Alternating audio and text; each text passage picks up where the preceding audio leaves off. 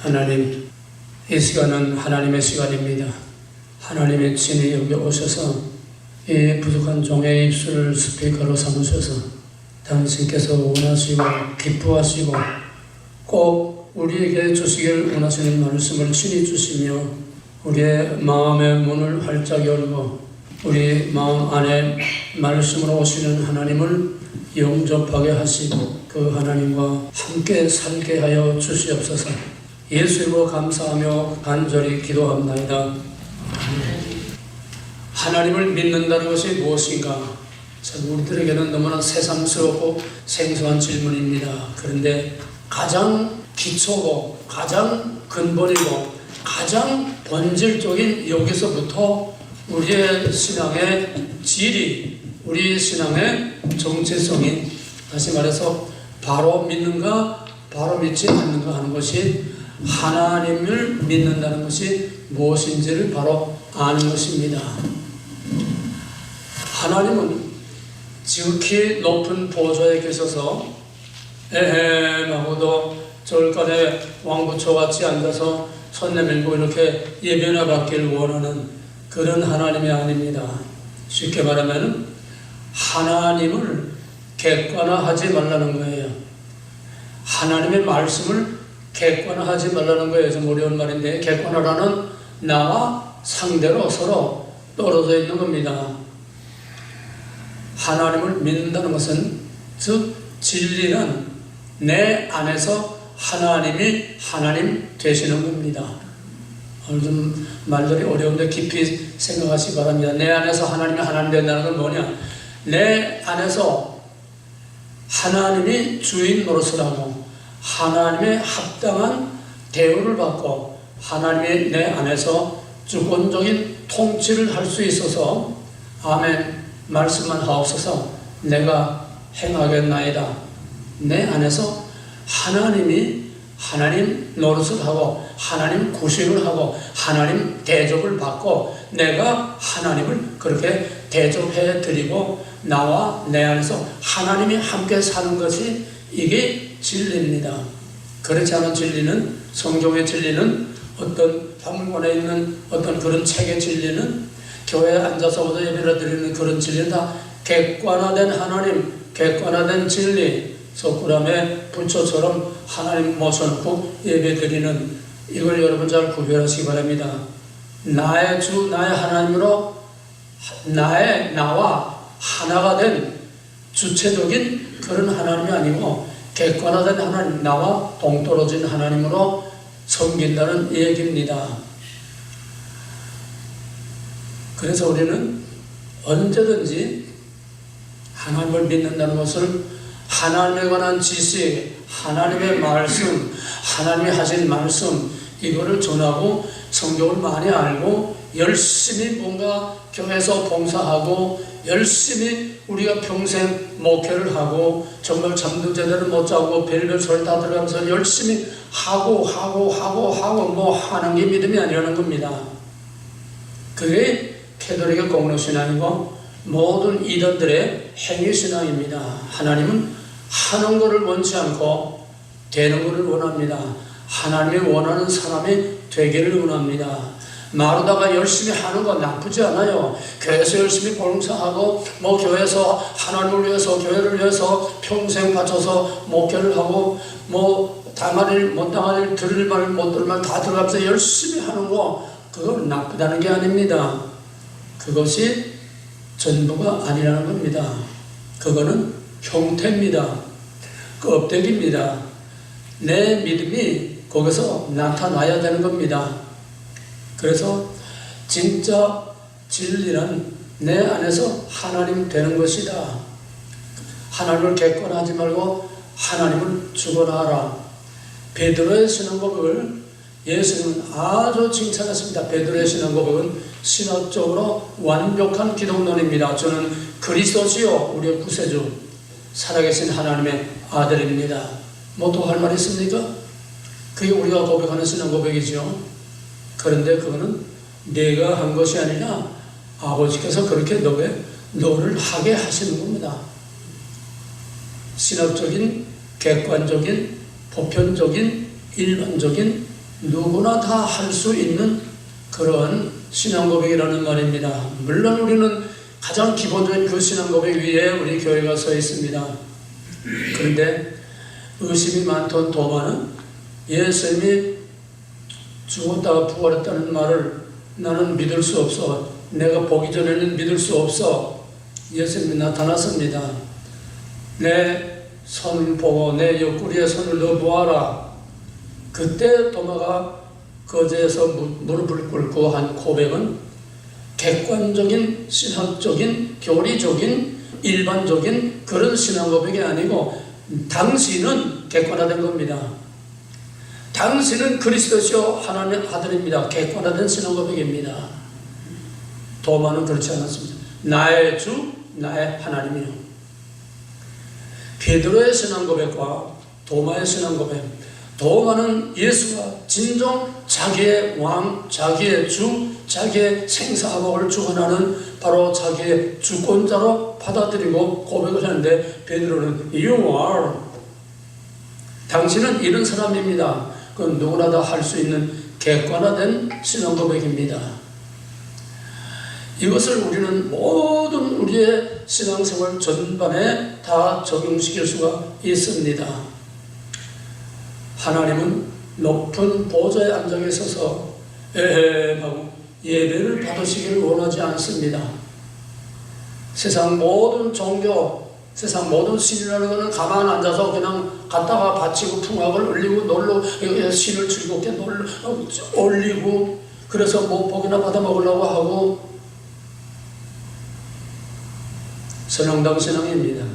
우리가 장소와 형태만 다르지 우리가 필요할 때 절간에 가서 사주를 바치고 돈을 바치고 거기다 복을 빌고 오는 것처럼 우리가 절기 따라서 교회에 나와서 하나님을 예배하고 우리가 가는 거 객관화된 예배의 대상으로서의 하나님으로만 믿는 것은 이거는 선왕당 신앙, 무당 신앙이나 다를 게 없습니다. 형태만 달랐지요. 그러면 하나님 믿는다는 건 뭐냐? 하나님을 멀리 모시는 게 아니라 나의 주, 나의 하나님으로 자기의 생명으로 하나님을 모시고 하나님과 동거하는 삶을 사는 것입니다.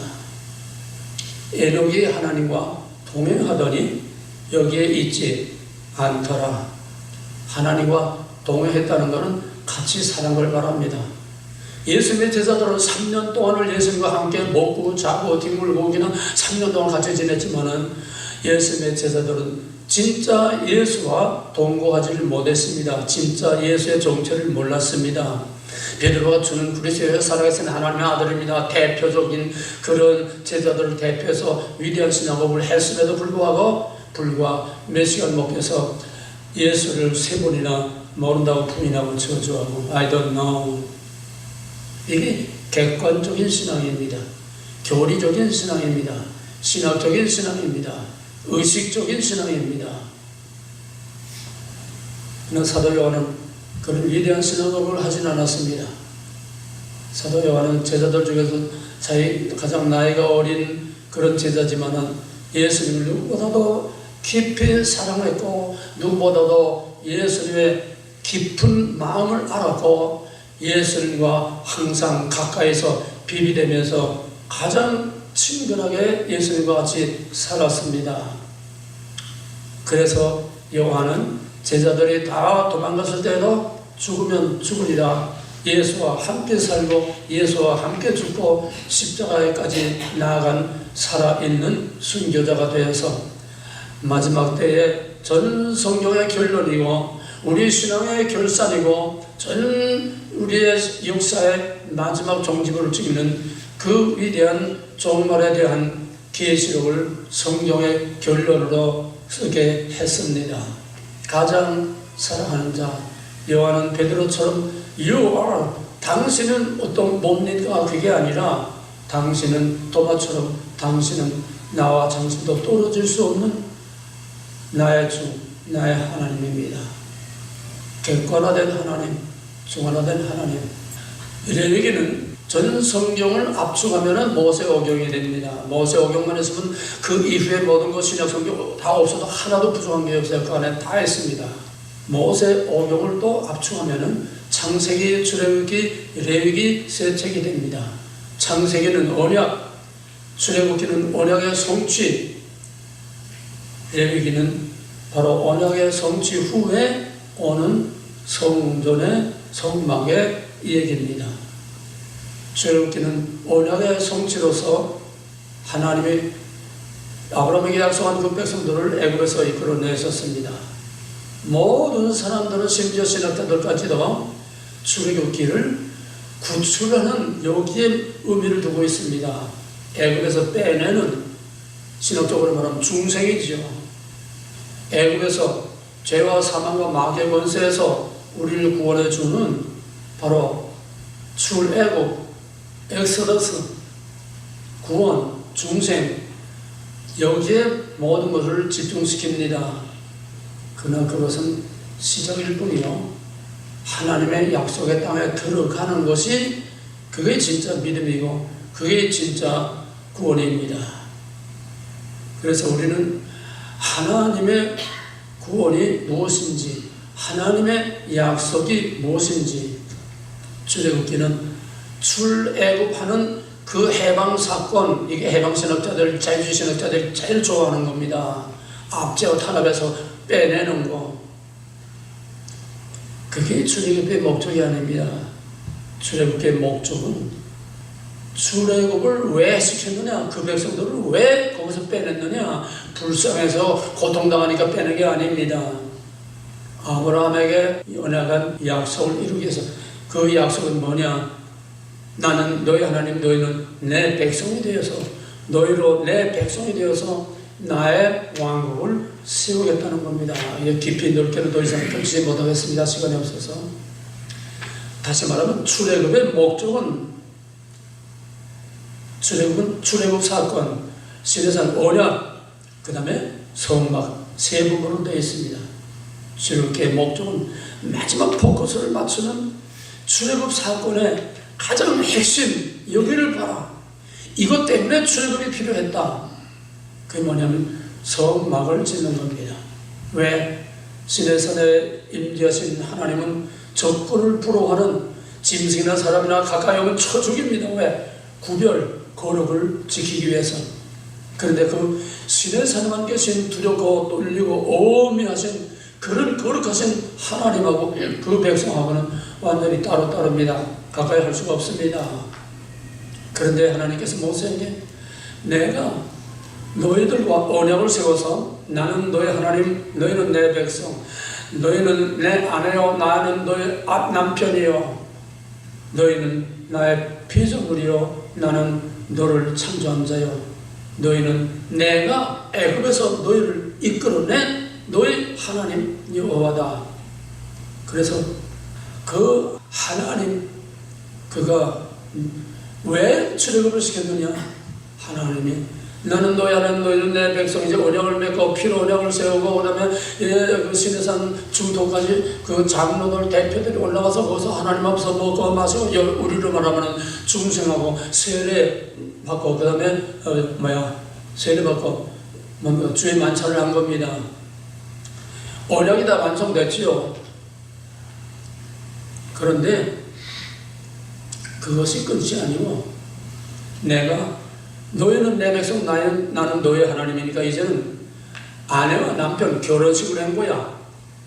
하나님과의 언약은 결혼식이요. 시내산 중동에서 백성의 대표 장로들이 거기서 하나님 앞에서 먹고 마시고, 그래도 하나님이 그들을 치지 않았다 하는 것은 바로 백성을 대표한 피로연회입니다. 결혼식이 피로연회입니다. 이제 다 끝났습니다. 세례를 받으면 그 다음에 만찬하지 않습니까? 똑같아요. 이제 다 끝났어요. 그게 아니라 목적은 나는 너희 하나님, 너희는 내 백성. 그러니까 이제는 나와 너희들이 결혼을 했으니까 이제는 너희들과 같이 살아야 돼. 근데 이대로는 너희들이 가까이 오면 죽어. 그러니까 내가 너희들 가운데서 함께 살아도 죽지 않는 하나님의 모습으로 너희들 가운데 함께 살 거니까 내가 살 집을 지어라. 그 백성들과 함께 살기 위해서 그들을 이끌어내셨고, 함께 살기 위해서 성막을 지었고, 함께 살기 위해서 하나님께서 그 성막을 중심으로 그 광야 40년 그 백성들과 함께 잘할 때나 못할 때나 밀고 땡기고 엎어지고 그 어려운 모든 과정 속에서 하나님이 그 백성들을 버리지 아니하고 그 성막에 항상 임재해 계시면서 말씀하시고 거기서 그 백성들을 인도하셨습니다. 출애굽의 목적은 마지막에 클라이막스, 출애굽기 40장에 모세가 여호와의 분부하신 대로 다 완성했습니다. 그러니까 이제 하나님의 거기에 임재하시는 거로 출애굽기는 끝납니다. 구원받았습니다. 하나님 백성 됐습니다. 이제 하나님이 그들 가운데 임재하셨습니다. 그 다음에 문제가 뭡니까? 하나님이 그들 가운데 임재하시면 이제는 하나님과 같이 살아야죠. 하나님과 같이 살려면 어떻게 해야 되느냐? 그게 바로 레위기입니다. 레위기 히브리 성경의 원제목은 Well as shepherd and he called. and는 그 앞에 출애굽입니다. 이렇게 구원해서 이렇게 하나님의 언약 백성 만들고 하나님의 그런 성막을 다 지었으니까, 하나님의 왕국을 지었으니까, 이제 하나님의 왕국이 다 이루어졌으니까 이제는 하나님께서 내게 오라, 그러면 오라고 부르는 겁니다. And he called. 그 부르는 그 과정이 바로 출애굽의 성막론이 됩니다. 성막 안에 그 울타리 안에 들어가서 맨 먼저 번제단에서 번제를 드리고, 그리고 회막에 들어가서 거기서 또 분향을 하고, 그 다음에 지성소까지 대제사장이 1년에 한 번씩 들어가서 거기서 분향을 합니다. 근데 회막을 보면은 회막이 성소와 지성소 둘로 나눠져 있어요. 왜 둘로 나눠졌느냐? 이제 하나님의 백성으로 거기에 해막에, 성막에 들어와서 번제를 드리고 그 번제로 죄를 속하고, 그리고 성소까지 대제사장이 1년에 한 번씩 백성을 대표해서 제사를 지내고 다 화목제를 다 지내고 다 해서도 짐승의 피로는 원죄를 완전히 살 수 없고 단지 앞으로 있을 것을 내다보게 하는 상징일 뿐이기 때문에 매일 조성으로 제사를 지내고 1년에 한 번씩 대속죄일에 대제사장이 백성을 대표해서 지성소에 들어가서 그 언약궤에 그게 피를 뿌리고, 그리고 속죄를 해도 완전히 죄상을 받지 못했다는 겁니다. 하나님이 같이 살라고 백성을 구원하고 같이 살라고 언약을 세우고 같이 살기 위해서 내 집을 지으라고 했는데 아직도 합방을 못하는 거예요. 왜? 죄가 그냥 가로막혀 있기 때문에 대제사장도 까딱하면은 지성소에 들어가다 죽습니다. 그만큼 지성소는 거룩한 곳이요, 하나님이 임재할 곳이요, 하나님이 거기서 그들을 백성을 부르셨으면 그 백성을 죄를 속하고 번제단, 그 다음에 성막에 들어가서 그 다음에 지성소까지 대제사장을 대표해서 들어가야 되는데 아직 죄가 완전히 해결 안 됐어요. 그러니까 그 상태로 잘못하면은 죽습니다. 하나님과 합방할 수가 없어요. 회막의 이 위에 뚜껑 천막은 언약입니다. 나는 너희, 하나님 너희는 내 백성. 한 언약 안에 들어왔지만은 그러나 아직은 분방을 해야 됩니다. 이게 지성소와 성소가 나누어지는 이유입니다. 같이 살자고 집을 줬는데 아직도 같이 살지 못하고 한 지붕 안에 한 언약 밑에서 서로 분방을 하고 살아야 되는 게 이게 레위기의 성막론이요, 이게 바로 구약이라는 겁니다. 그러므로 아들이 십자가에서 완전한 번제를 드리고 완전한 속죄를 함으로써 그 중간에 막힌 담이, 그 중간에 막힌 휘장이 찢어져서 이제는 분방이 아니라 별거가 아니라 이제는 합방을 한 겁니다. 이게 복음이요, 이게 신학이요, 이게 만인제사장이요, 이게 누구든지 하나님 앞에 나가서 하나님과 동고동락할 수 있게 된 것이고, 고린도서 3장 15절에서는 너의 몸은 하나님이 성령이 거하는 전이라고 해서 이제 우리 몸이 성전이라는 겁니다. 우리 안에 하나님이 임재 계십니다. 말씀과 성령으로 임재하신 내 자신은 우리 안에 같이 있으면서도 죽지를 않습니다. 초월하신 하나님은 감히 적군을 불허하지만은 우리 가운데 성막에 내려오신 하나님은 말씀과 성령으로 오실 내재하시는 하나님이십니다. 그러므로 예수 그리스도의 속죄 이후에는 말씀과 성령이 우리 가운데 계셔서 각자 안에 우리 몸을 성전으로 삼으시고 우리 안에 우리와 함께 삽니다. 하나님을 믿는다는 것은, 예수를 믿는다는 것은 분방하는 것이 아니라 하나님과 한 방에서 같이 사는 겁니다. 한 원에 안에서 함께 사는 겁니다. 나와 하나님의 구별이 안 되는 겁니다. 과연 이렇게 사는 믿음의 모범이 얼마나 있을까요? 정말 희귀하지요. 다 신용만 내고 푸덕거리만 하고 흉내만 나는 거고, 이게 교회의 실상이요, 유대인들의 신앙의 실상이요, 이게 오늘의 우리의 믿음의 실상이 아니라고 말할 수 없습니다.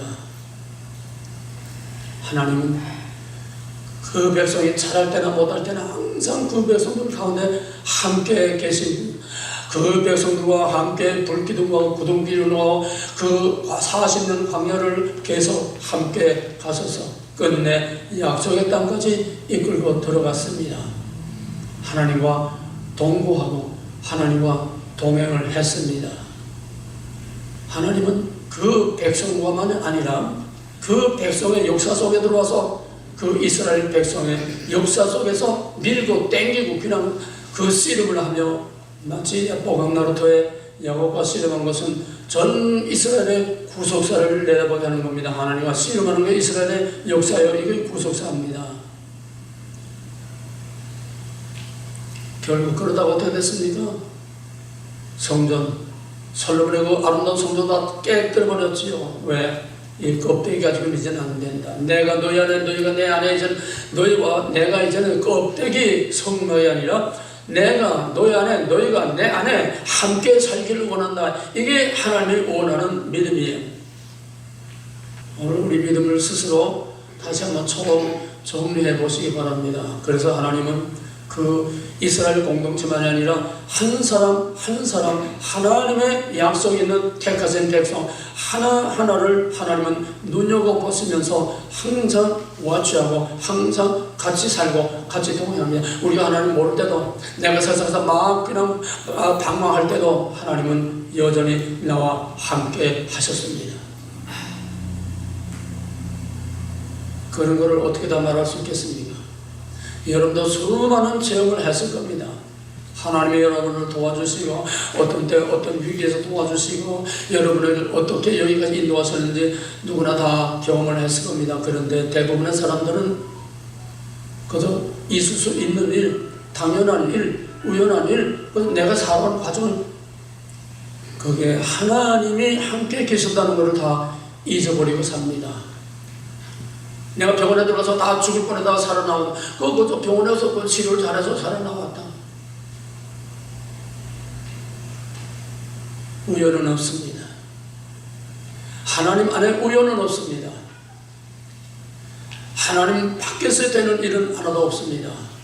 참새 한 마리도 하나님의 허락 없이는 땅에 떨어지지 않는다고 하는데, 하물며 하나님의 약속된 창세전부로 예정하고 선택하고 생명처에 기록한 자기의 그 백성 그리스도 하나님의 아들을 찢어서, 갈갈이 찢어서 우리를 구원하신 그 거룩하고 그 영광스러운 하나님의 자녀들을 하나님이 왜 모른 척하게 했습니까?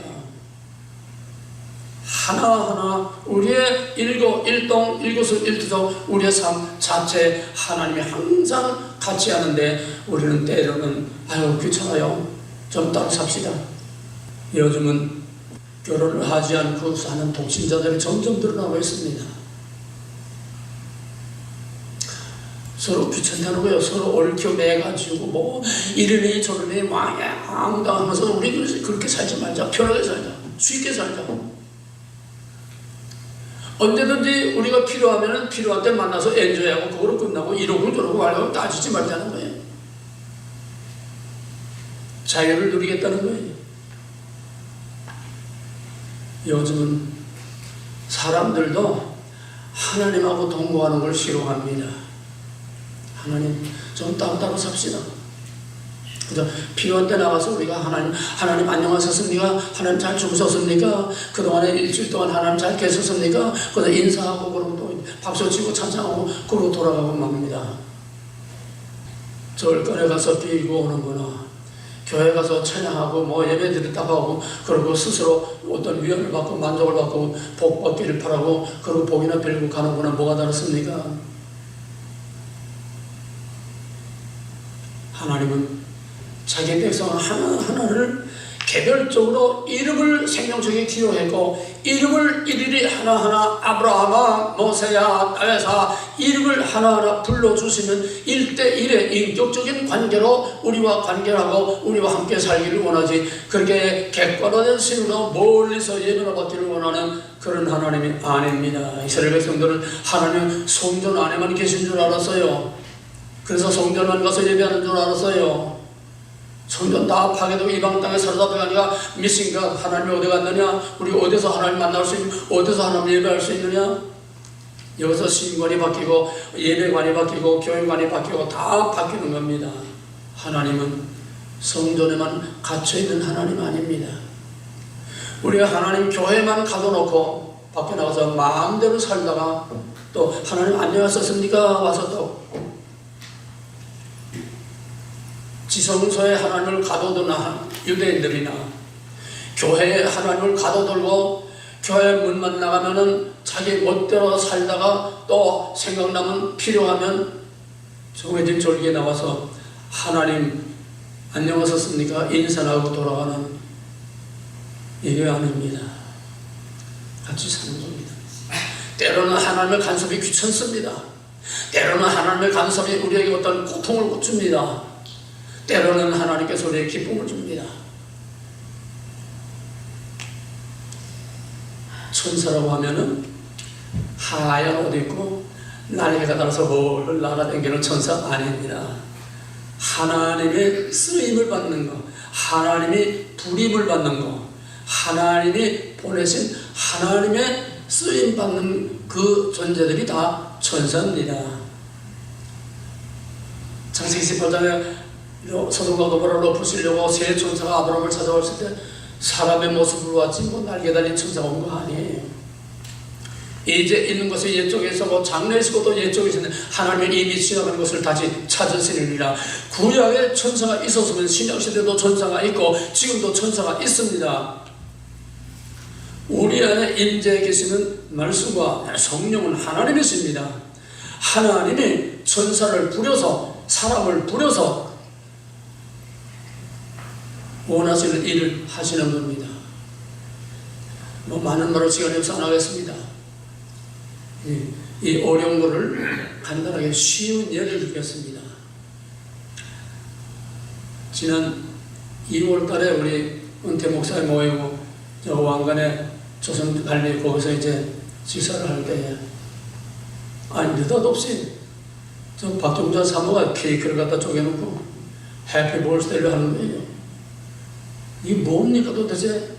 나도 모르던 해피 볼스데이가 오늘 이창훈 목사님 생일입니다. 아, 나 거기서 언제 내 생일 해달라고 그랬습니까? 천사예요. 하나님의 보내심을 받은 하나님이 부리는 천사입니다. 야, 오늘 이창훈 생일이다. 가서 좀 이렇게 해줘라. 내가 언제 뭐 요구를 했습니까? 아니, 어떤 분은 또 내 90평생에 나도 먹어보지도 못한 잠시 목사님 좀 나오세요 그래. 영문을 모르고 나갔더니 이 보따리 하나 주면서 그 비싼 4,500불, 3,400불, 4,500불 하는 염소탕을 주더래요. 목사님 요즘 좀 비리비리한 것 같아서 목사님 지금도 말씀을 외치는데 이거 먹고 이거 잡수고 빵빵 외쳐야 됩니다. 건강해야 됩니다. 아니 내가 어제 그 비싼 걸 해달라고 그랬습니까? 하나님이 보낸 천사입니다. 긴 얘기 하나만 더 얘기하고 말겠습니다. 이번에 4월 27일 우리 드러너시 2기 졸업식을 하려고 이제 한국에 나가는데, 우리 집사람이 슈퍼에 뭐 야채 같은 거 먹는 사람을 슈퍼에 들어갔다가 우리 드러너 6기생을 만났어요.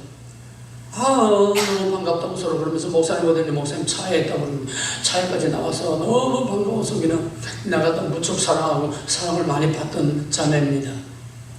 그래서 내가 이제 4월 27일 한국 간다고 하니까 자기도 한국 간다고 그래요. 목사님 언제 가요? 나는 23일날 비행기표 끊어놨다 그러니까, 그래가지고 우리 아들이 이제 별 끊었으니까 우리 아들하고 연락하고 뭐 해야, 나는 아시아나 표를 끊었거든요. 자기는 한국 가려고 이제 델타 표를 끊은 거예요. 항공사가 달라요. 꼭 같이 가야 된다는 거야. 그래가지고 내가 산 걸 다 캔슬하고 이제 페널티 물고 캔슬하고, 그 다음에 자기 비행기에다가 그 수유를 아닙니다. 델타에다가 또 이거 합해가지고 델타의 표를 끊어가지고, 나는 이코노미 탔는데 자기는 한 단계 올려서 비즈니스에 나하고 옆자리에 같이 앉아서 갈 수 있도록 며칠 동안 이걸 다 만들어서 한날 한시에 같은 비즈니스에 같은 옆자리에 앉아서 가고 왔습니다. 이젠 귀가 하나도 안 들려서요, 혼자 못 댕기겠어요. 뭘 먹겠냐고 하는지도 몰라요. 때가 되니까 하나님께서 이제 90이 넘으니까 하나님께서 이런 천사를 보내줘서 내 비서를 딱 보내줘서, 이거 천사죠, 어디 사람입니까? 어떻게 그렇게 맞추려도 맞춰요? 몇 년 전부터 계획해서 맞추려도 그렇게 한 달 한씩 같은 자리 같은 좌석에 같이 앉아서 가게 할 수가 없어요.